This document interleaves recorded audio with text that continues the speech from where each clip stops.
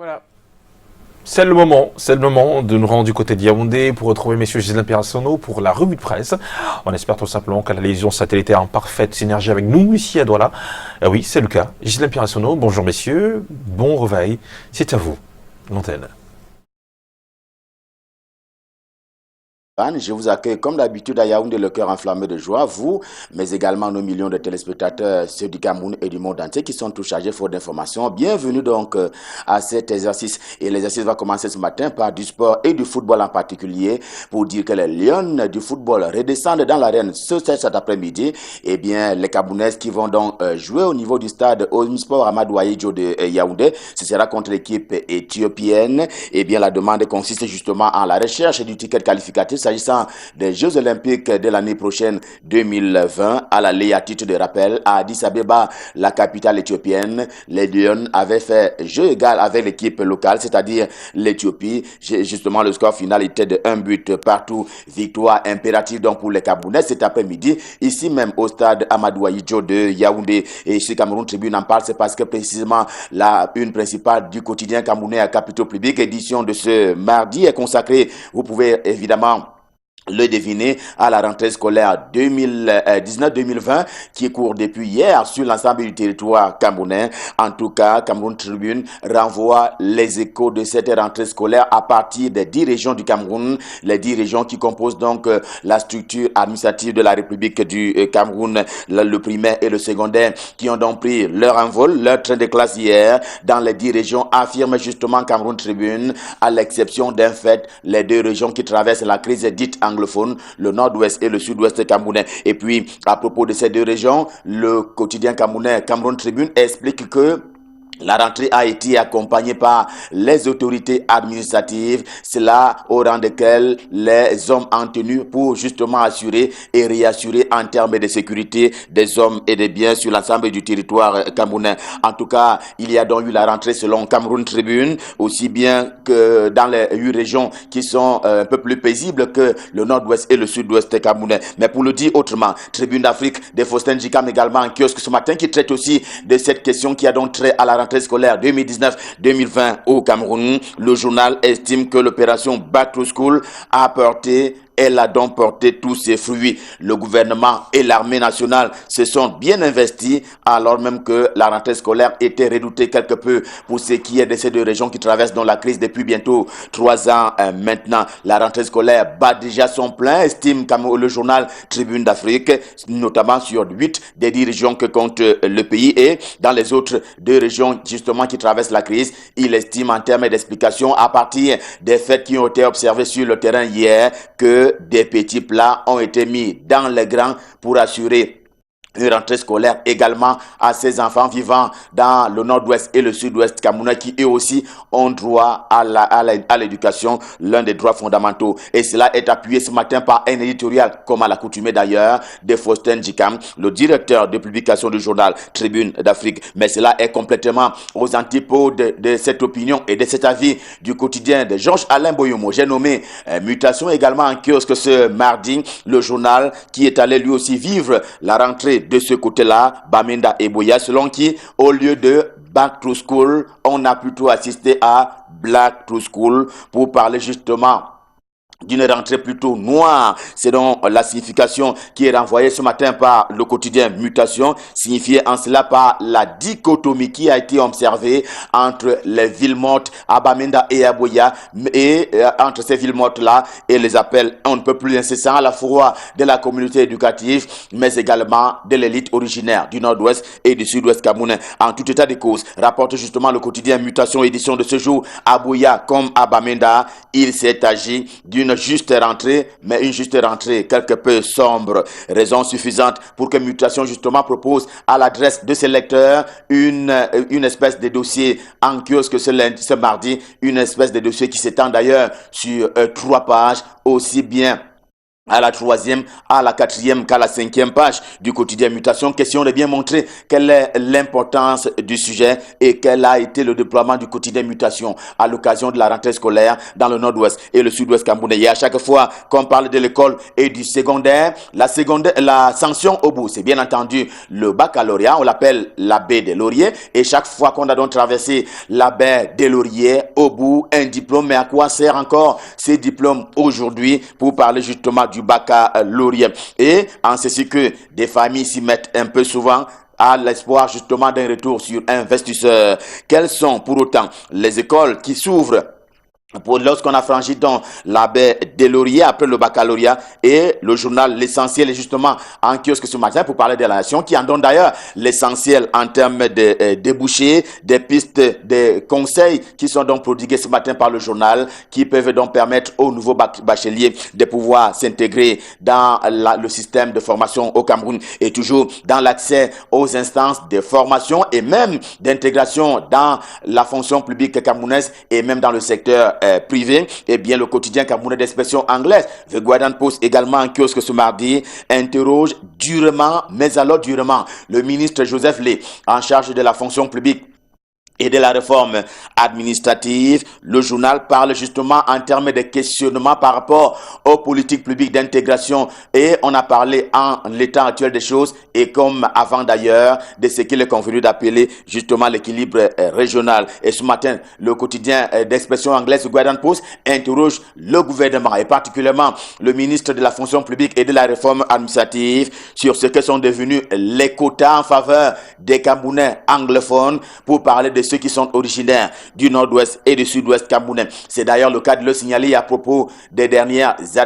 admissibilités à l'ENAM, l'École nationale d'administration et des magistratures, dont on sait que les premiers résultats en termes d'admissibilité ont donc été rendus publics et le journal est allé chercher là-dedans pour savoir quel était le nombre d'anglophones admis provisoirement à l'occasion de ces concours et manifestement il est arrivé à la conclusion que les quotas n'ont pas été respectés et par ces temps de crise anglophone, dit-il, cela s'apparente à une provocation. Il parlait en vrai cette fois-là de la marginalisation des anglophones. En tout cas, c'est la conclusion du journal The Guardian Post, édition de ce jour. Et justement, Paul Biya qui en est le promoteur justement de l'équilibre régional, lui qui a déclaré qu'il était mendiant de la paix.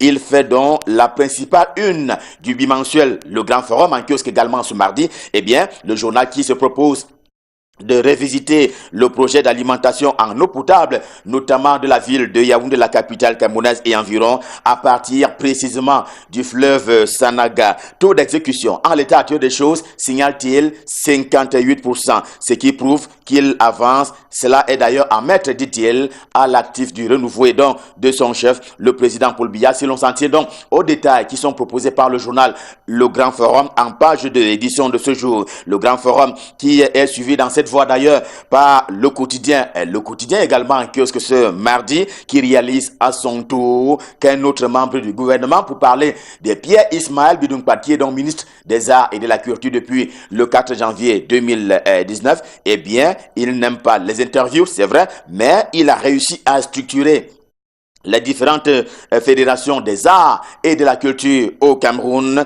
qui étaient en attente de cette structuration. Eh bien, cela est désormais fait si l'on s'en tient au journal qui s'inscrit justement dans le travail qui a donc été abattu lors de la 4e édition de la rentrée culturelle et artistique nationale dont on sait qu'elle vient de se tenir ici même à Yaoundé. C'est donc une véritable révolution à laquelle on a assisté à travers la structuration des fédérations des arts et de la culture au Cameroun, prononçant ainsi l'oraison funèbre d'ailleurs de l'indigence actuelle du plus clair des artistes camerounais. Et dans le secteur minier, pour parler justement cette fois-là du journal L'Orphelin également en kiosque ce mardi, le journal qui donne justement un peu de pain béni au contrôle supérieur de l'État, le département ministériel dont Rose Mbahacha a la charge depuis belle lurette maintenant. Eh bien là-bas, il a été engagé d'ailleurs depuis hier une réflexion en vue d'une meilleure gouvernance violence, notamment dans les industries extractives, jusque-là terroir et même territoire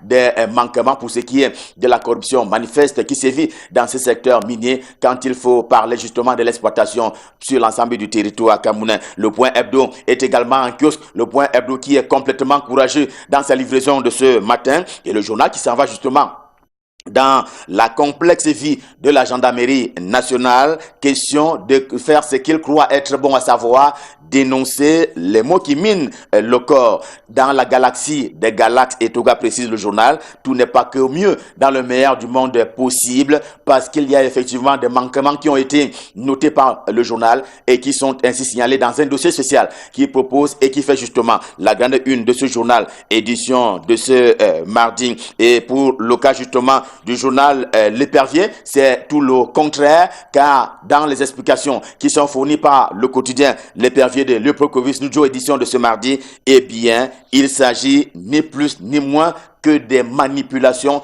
un ensemble de manipulations à propos justement d'un vrai faux document qui est d'ailleurs en circulation dans les réseaux sociaux et qui indique que une marche de protestation des gendarmes camerounais aurait lieu donc le 4 septembre, c'est-à-dire demain sur l'ensemble du territoire camerounais, que non, il n'en est rien, affirme justement L'Épervier. Et selon ce journal, cela relève simplement des ennemis du secrétaire d'État en charge de la gendarmerie Galax et Toga, qui a depuis d'ailleurs pris les taureaux par les cornes pour faire avancer la gendarmerie nationale avec comme avantage comparatif sa jeunesse et la maîtrise des dossiers. En tout cas, ce sont là les assurances qui sont fournies par le journal L'Épervier ce matin pour parler justement de ce cas qui est évoqué à tort, dit-il, dans les réseaux sociaux. L'Épervier de Leopold Nudjo qui parle aussi de Moussa Ousmanou, qui est, à titre de rappel, le nouveau directeur général de l'ARCEL, l'agence de régulation du secteur de l'électricité. Eh bien, il est déjà un modèle d'efficacité en termes de travail. Ce sont là les écrits qui sont rapportés par L'Épervier. Quant à Sans Détour, les demandeurs de Nestor Ndiatou également en kiosque ce matin, eh bien, l'heure se fait plutôt grave, notamment pour ce qui est de la région du Soleil Levant, pour parler de la région de l'Est Cameroun. Là-bas, la guerre des chefs bat son plein parce qu'en effet, depuis la disparition de janvier Mongi Sosomba, dit-il, et précédent, il y a comme une guerre de leadership là-bas pour gérer le terrain politique de Bertois en termes de qui sera précisément le leader pour gérer et acter au nom du RDPC, le Rassemblement démocratique du peuple camerounais. Voilà donc ce pourquoi le journal parle justement de la guerre des chefs dans la région de l'Est Cameroun depuis la disparition de Mongi Sosomba. Et s'agissant de ces forces de l'invisible qui très souvent participent de la division des fils d'un même terroir, l'Estafette, le journal du monde intelligible et universitaire, également en kiosque cette semaine, depuis hier d'ailleurs, eh bien, il se prononce ce matin sur le sujet chouchou de Feu Charlotte Atebeyine, paix d'ailleurs à son âme.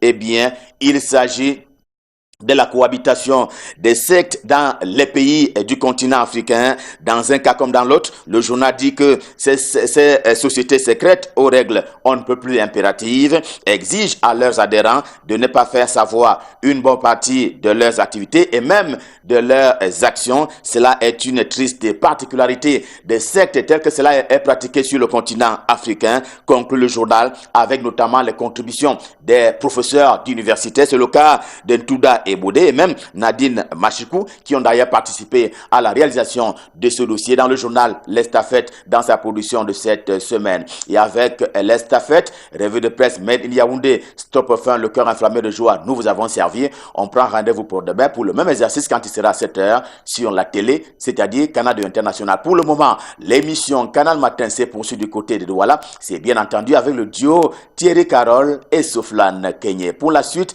je leur passe le pouvoir. Et c'est à vous, Soflane, c'est à vous Thierry Carole, c'est à vous à Douala. Merci beaucoup, Monsieur Gisèle Pierre-Sono, et surtout bon retour à la rédaction centrale parce qu'on sait que vous avez une longue journée qui vous attend, des reportages et surtout beaucoup de belles choses à venir. Allez, nous sommes de retour ici à Douala, il est exactement 7h passées de 15 minutes, la revue de presse se poursuit et ici nous allons bien entendu avec le Messager ouvrir cet espace. Oui, le quotidien Le Messager qui est le seul quotidien que nous avons reçu à Douala ce matin en mot d'éducation à la une justement du quotidien Le Messager. rentrée scolaire à double visage dans le Nozo, entre coups de feu et reprise timide des classes dans quelques rares établissements. Eh bien, le retour à l'école dans les régions anglophones inquiète.